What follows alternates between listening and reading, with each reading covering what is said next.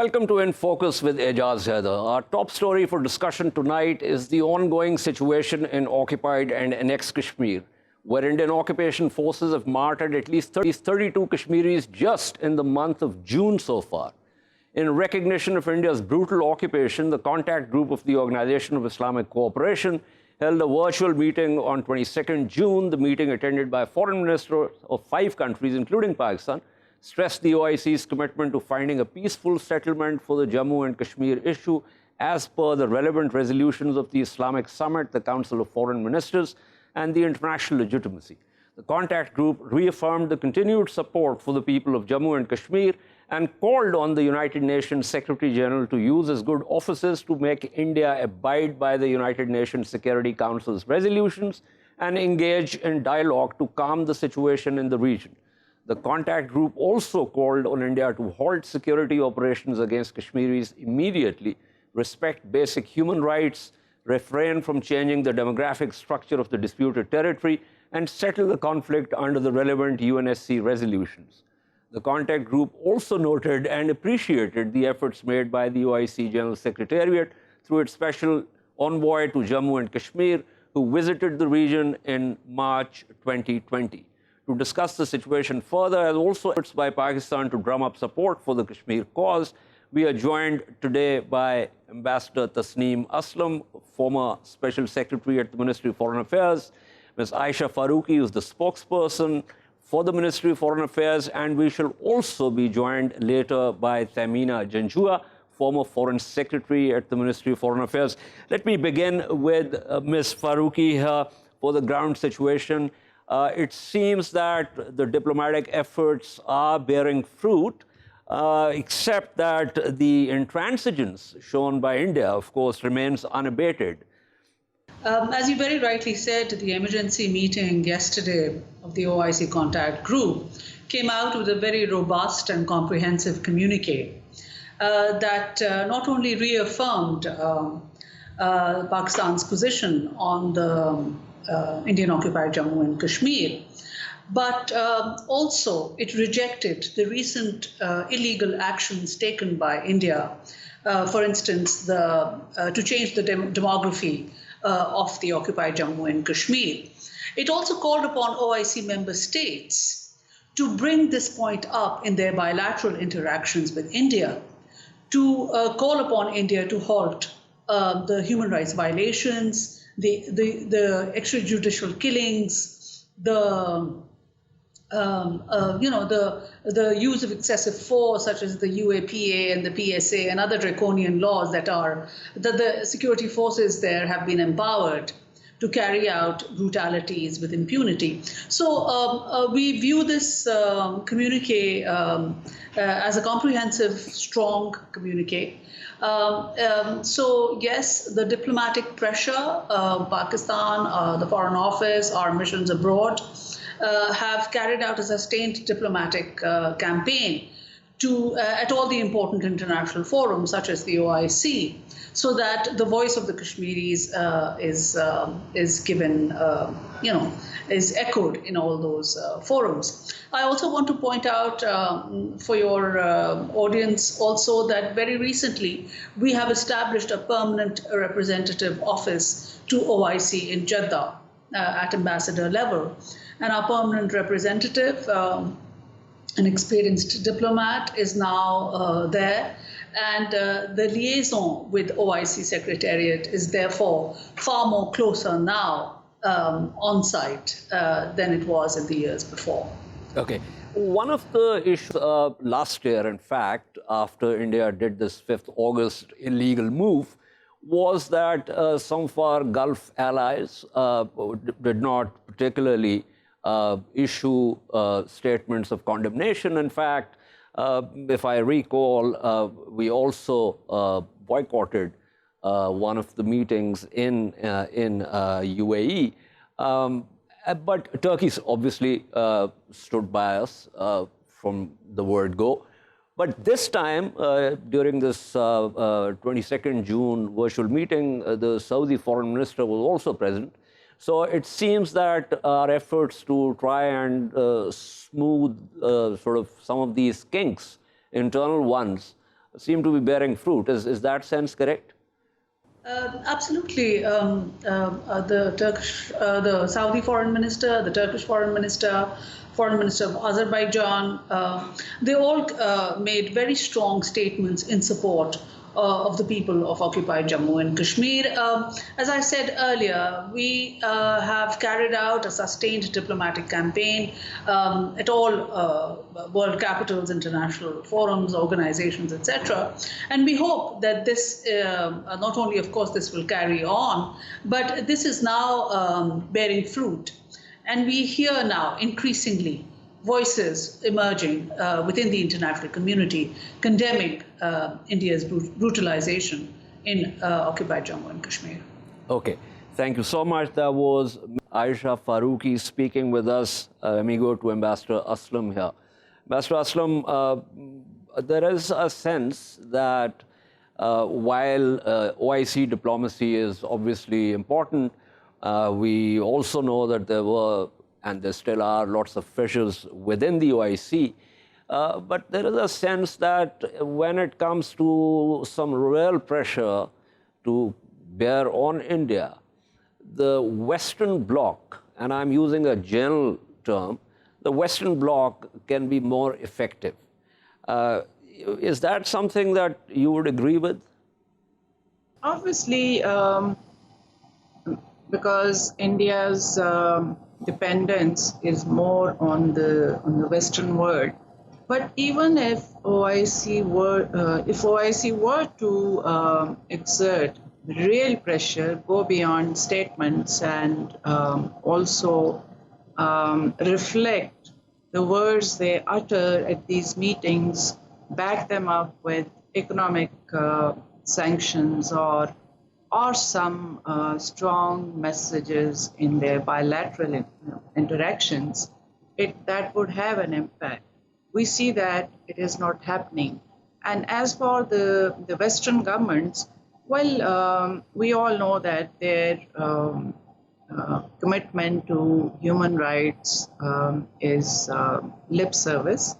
And while the civil society, human rights organizations, and media, Western media to some extent, been very vocal and very critical of India, and they have been continuously reporting on excessive human rights violations and brutality. And they do claim that in their bilateral interactions with India, they do raise the Jammu and IOK human rights situation.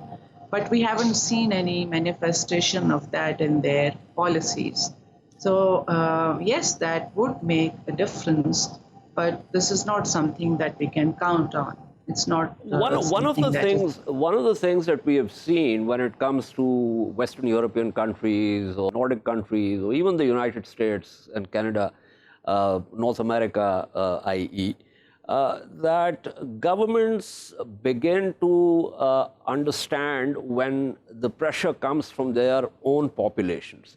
Now, as you rightly mentioned, there are lots of rights organizations. There are other non-governmental organizations which have been talking about, even the US Congress has had hearings, the UK Parliament has looked into this.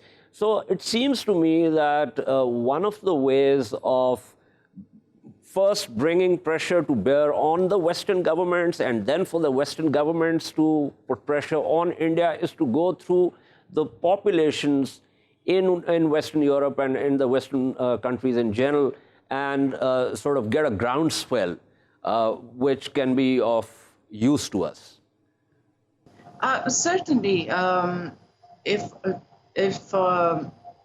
the human rights situation in IOK gets that kind of critical mass of support at the level of parliamentarians, human rights activists, some of the UN human rights organizations, then yes, it would make a difference. That would put pressure on the governments.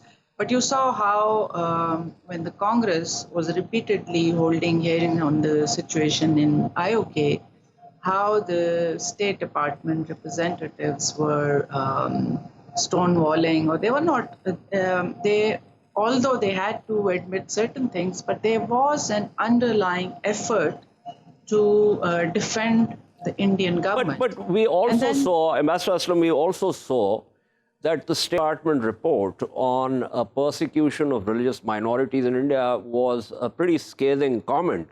But stay with me. I'm also joined by Ambassador Tehmina Janjua, former Foreign Secretary at the Ministry of Foreign Affairs. Ambassador Janjua, thank you for being on the program. We're discussing, of course, what the statement by the OIC contact group. It seems that some of the fissures within the OIC seem to have been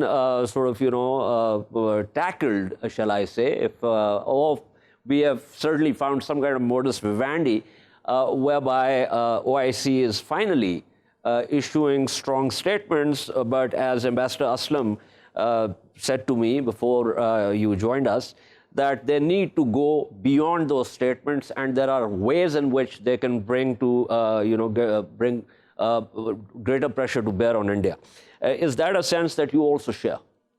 I think moving away from the silence, which of course was intermittently broken by a few statements that were the first OIC contact group was held on the 6th of August, right after the 5th of August decisions of the Indian. And then another OIC contact group meeting was held on the 26th of September in New York. What we can do, obviously, is to move from these statements to some more practical action. And some practical action is there to some extent is coming up. And some realization of it is coming up in the OIC itself. But what's significant is that at a time when the OIC countries are divided on many scores, you have 5 OIC members of the contact group come together at a ministerial level and pronounce themselves openly on the current situation in Jammu and Kashmir. The fact is that India gets immensely irked by such statements and immensely irked by whatever the contact group has to say. Whether openly or publicly they accept it or not, they do go out of their way to speak to these countries who are members of the OIC contact group and tell them to sort of back off. So this kind of pressure slowly, of course, needs to be mounted. And there, as you yourself know, and Tasnim obviously must have spoken about it as well, that the international media has been talking about the situation in Indian-occupied Jammu and Kashmir. Unfortunately, the Western countries, as I think we already spoke of, have not been able to come out openly in favor of taking some action in this regard. Unless we continue with the contact group and the OIC itself on bringing out important statements, giving direction to other OIC countries, the OIC would also not respond to the situation on ground. So it is important, yes, action is important, but as you know, liberation movements or movements of disobedience movements in many parts of the world have only been successful when they've had support, verbal as well as economic, political support from other parts of the world. So these are long-drawn disobedience movements and long-drawn processes. It is not going to be easy. It has been very difficult for the Kashmiris, and of course our heart goes out for them, and it's a constant worry. But it's important that we continue to pressure the Indians through various mechanisms that we can use. Tasnim herself is a member of the International Permanent Human Rights Commission of the OIC, which has come out with very strong statements in the past few months, especially since the 5th of August, and has laid out very, very clear parameters of what is expected of India in responding to the very difficult situation that they have themselves created in Indian-occupied Jammu and Kashmir.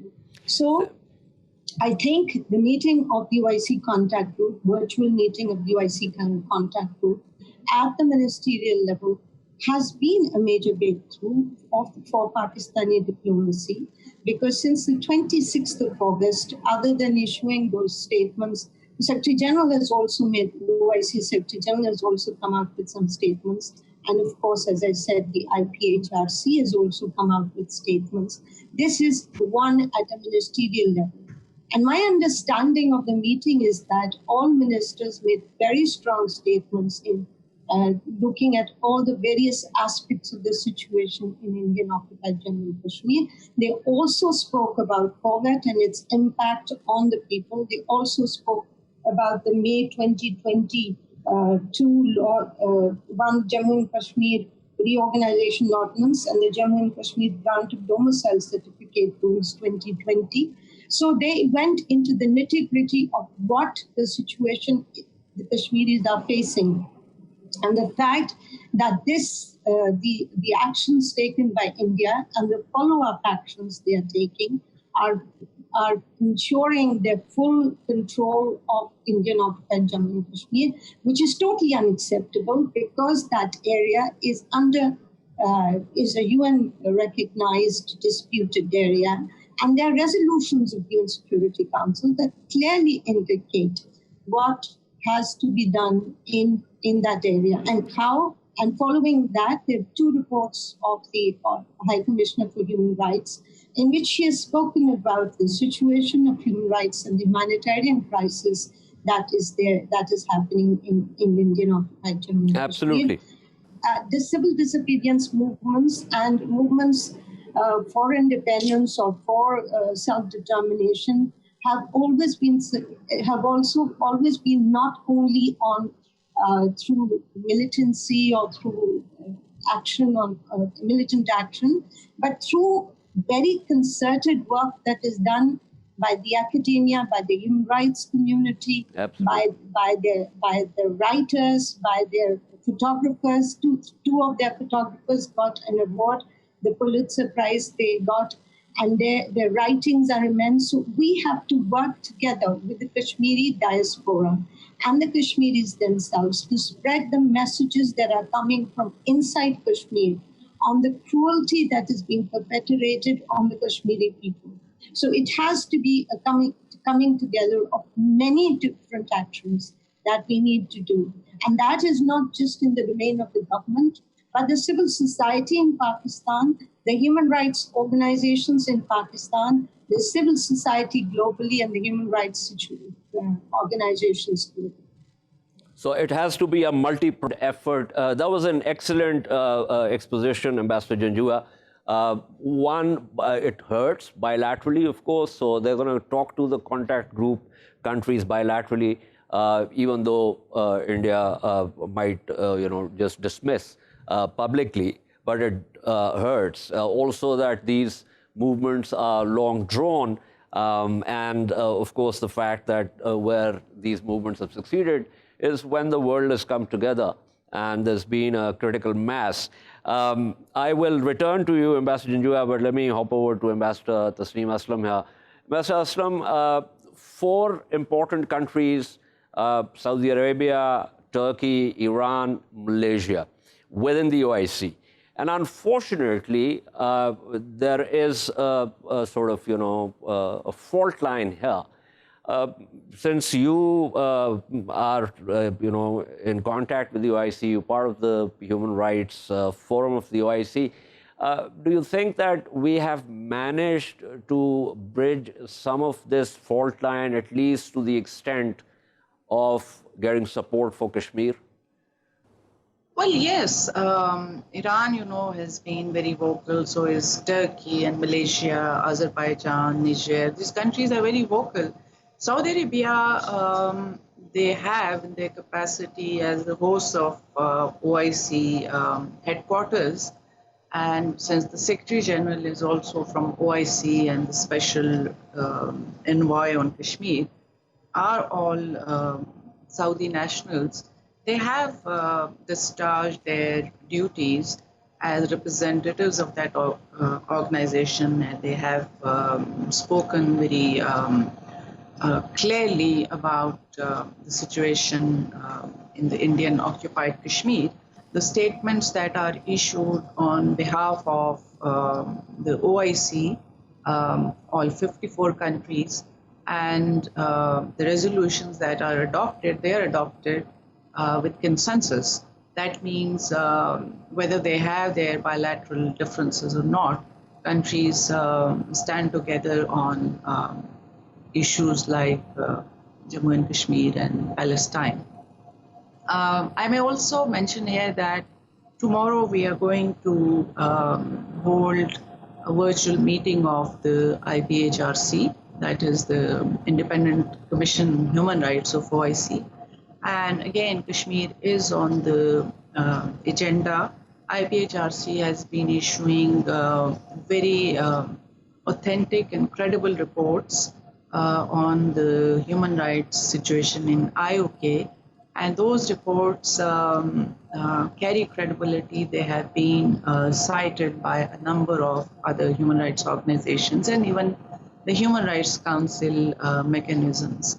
So again, we will be discussing the latest situation in IOK, the spree of killing, and also the very now practical steps to change the demography of the occupied state.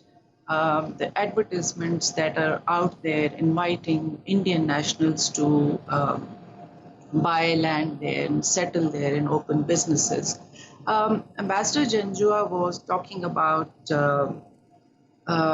some of the practical steps. We see a change or greater understanding even in the countries of OIC who were earlier very reluctant or very averse to criticize India.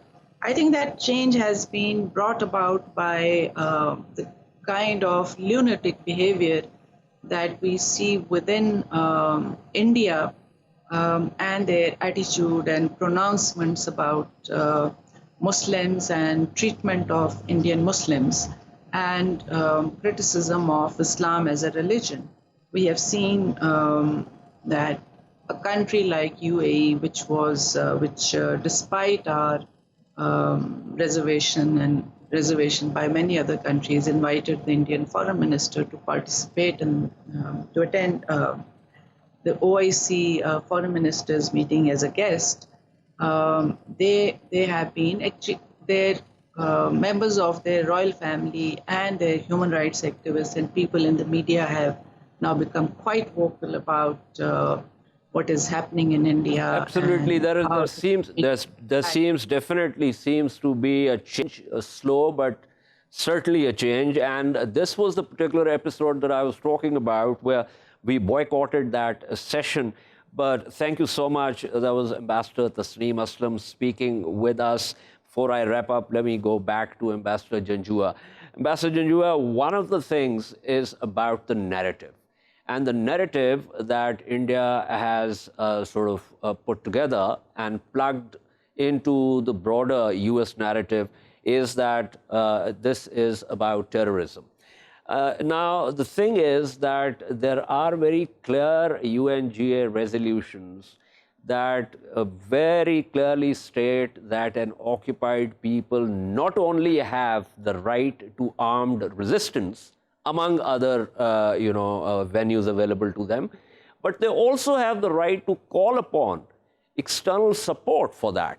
So I think, whether that path is taken or not taken is besides the point. But I think in terms of the narrative, we need to set our narrative absolutely right.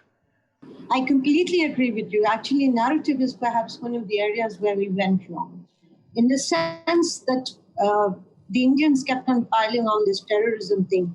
And while we sort of rejected it, and we had our right of replies in the Human Rights Council and the UN General Assembly and elsewhere, but very little of this permeated into our media as well, or international media as well, as to what our position on terrorism, etc., as far as the Indian narrative was concerned. I recall a Kashmiri filmmaker, a young Kashmiri filmmaker who in France I saw him on I think Al Jazeera or somewhere, where he said that the Indians have taken away our narrative from us. They have taken away our right to fight for our rights.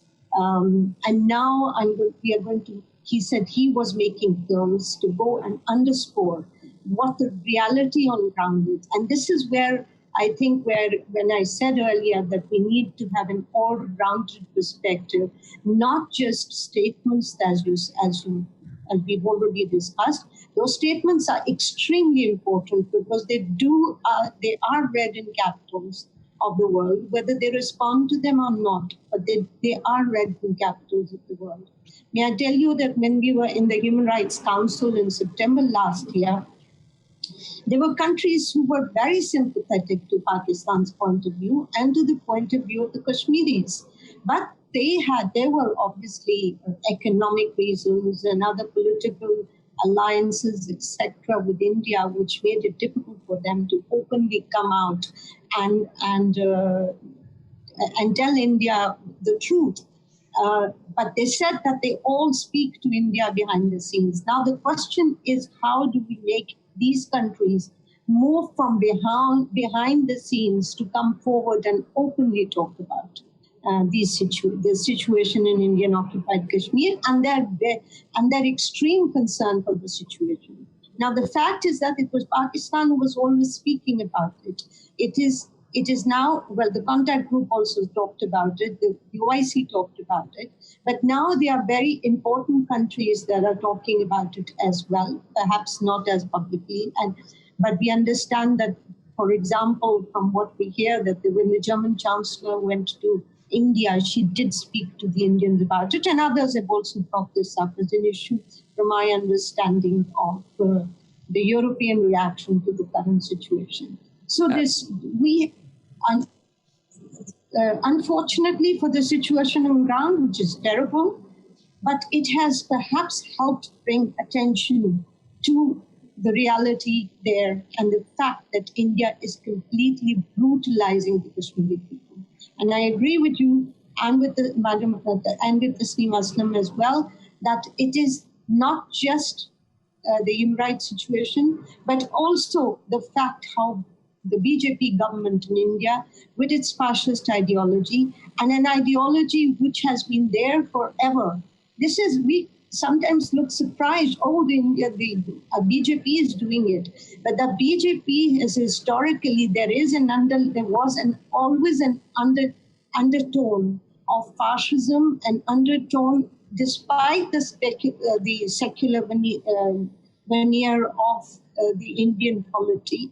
And it is this that we need to look at and expose to the world. Absolutely. Absolutely. I'm very happy that you made this point. Unfortunately, I have to wrap up the segment. But I think one other point also has to do with the fact that even the so-called secular liberal Congress and other parties also dealt with, when it came to Kashmir, dealt with in the same way as the BJP is doing. Of course, BJP has the Hindutva ideology that you talked about, but thank you so much. That was Ambassador Tehmina Janjua, former Foreign Secretary, speaking with us. We shall take a short break and return to discuss the anti-China frenzy that has taken hold of India following a violent clash between PLA and Indian troops in eastern Ladakh. Stay with us.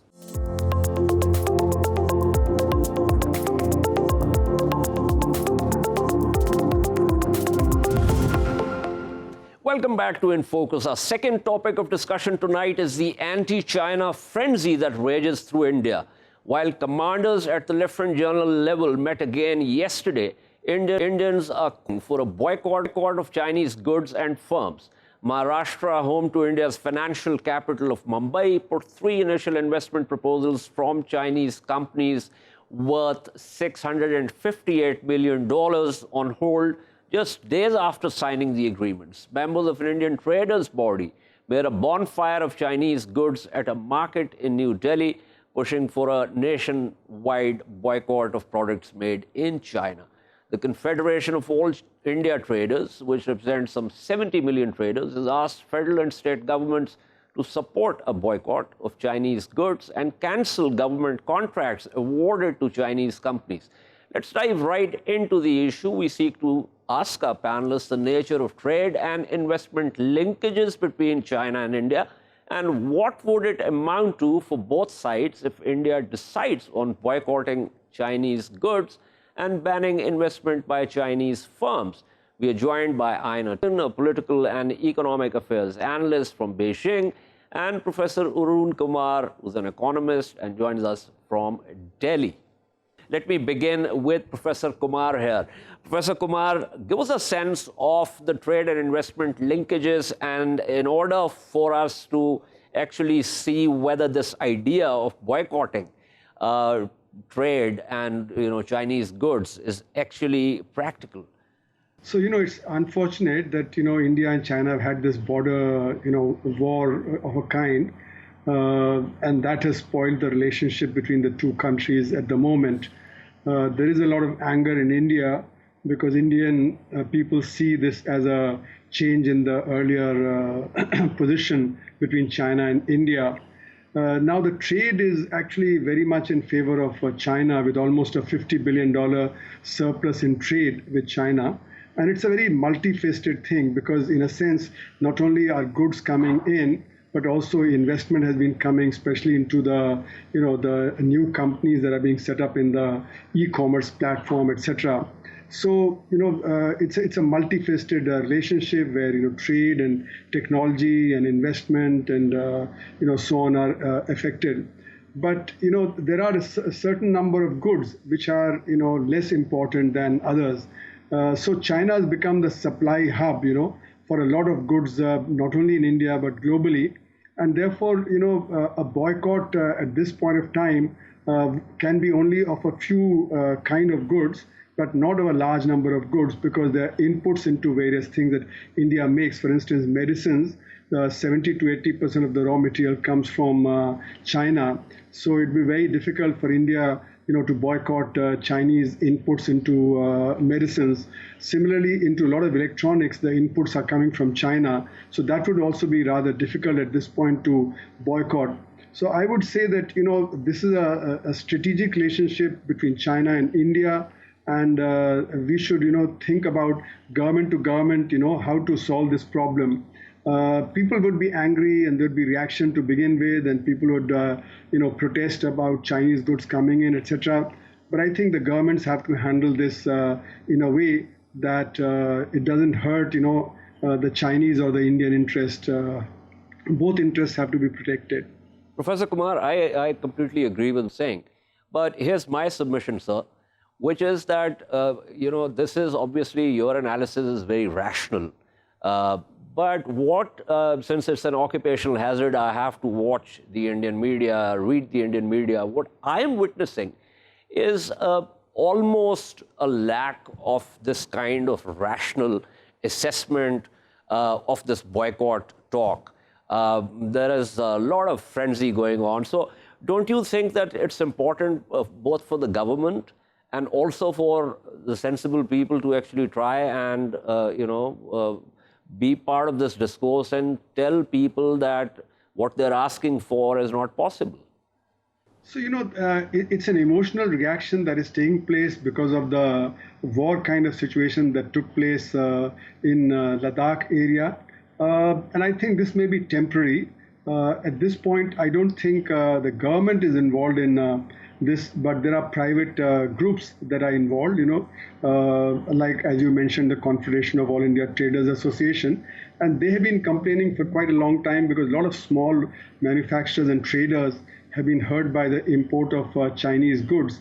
Even, minor things like, the idols of gods, the string for the kite flying, things like that, which, can be easily produced. Even they have been coming, and that has hurt the small-scale sector and the cottage sector in India very badly. So this kind of move has been going on for some years, and therefore it has revived at this point of time. Okay, so anger. You say that makes sense.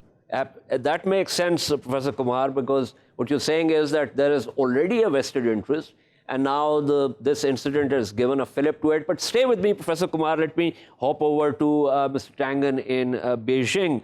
Ms. Tangen, give me your sense of this relationship and you know, the practicality in and through which India should be looking at it.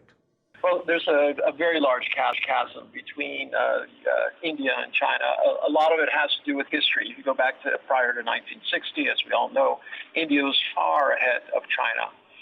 The 62 war comes, that's very problematic for India. And then you flash forward to today, and China is literally 5 times the size economically as India. And this has sometimes created a kind of a passive-aggressive feeling among some, I think, or at least that's the perception that many people have in Beijing, that there's this idea that China doesn't respect India because India hasn't done as well. There's also some feeling that India feels that because it is a democracy, that therefore it should have done better than whatever the Chinese system represents to them. But that hasn't been the case. But there's and I would agree with my what you said about this being a very emotional reaction. This is a very difficult time. The world is very unsettled. Donald Trump has made sure of that. The U.S. is no longer this kind of shining beacon, which is everyone is aiming for. It has become almost kind of very lonely, very selfish, pulling in its horns, saying that it really doesn't care about the rest of the world. All it cares about itself. So this idea, for India, it's kind of, well, we need the U.S. for security, but we need somebody to trade with. And it's not clear that they have resolved that kind of economic versus security conflict in their mind. What I see as a larger issue, though, is this kind of return to the days of 150 years ago when colonial powers were using Asian countries against each other. And then it was, once again, it was the British pitting India against China. India is where the opium was grown. India is where the tea was taken from China and grown there. And it was kind of the British birthright to go in and sell opium to China and make profits back from it. But it was only possible because they prevented Asia from uniting. So, fast forward to today, and you see some of the same patterns. And the question is, will India wake up to this and decide that it needs to pursue its own national agenda, not based on fighting with its neighbors, but based on taking care of its people? So the Indian side of the argument, Ms. Tangen, is that it's China which has violated the spirit of the 93, the 96, and the 2013 border agreements. Now, is that an argument that you would accept? Well, it's not a question of whether I accept it. I mean, this is a disputed area. There is no border, so you can't say, I know where the border is, because if you knew where it is and both sides agreed to it, there wouldn't be a dispute. So logically, you have two sides who are making claims. The area that's under contention was patrolled by both sides, India and Chinese. And then when the road building began, it became an issue. When it was nearing completion, it became more of an issue. It became even worse because you had high-ranking RSS politicians associated with the BJP party in India saying that they would not rest until they got Pakistan, Kashmir back. And then on top of that, you had this abrogation of the rights of Indian-controlled Kashmir. And this has made China extremely nervous. When you're building a road, you say you're going to do something, and then you change the status quo. These are all signs that made China very uneasy. They're not looking for more conflict at this point. They have enough on their hands with foreign interests coming after them for Hong Kong, Xinjiang, Taiwan, and Tibet. So on that thing, they don't need another front. But they felt that somehow that perhaps there were parties in India who were trying to push this.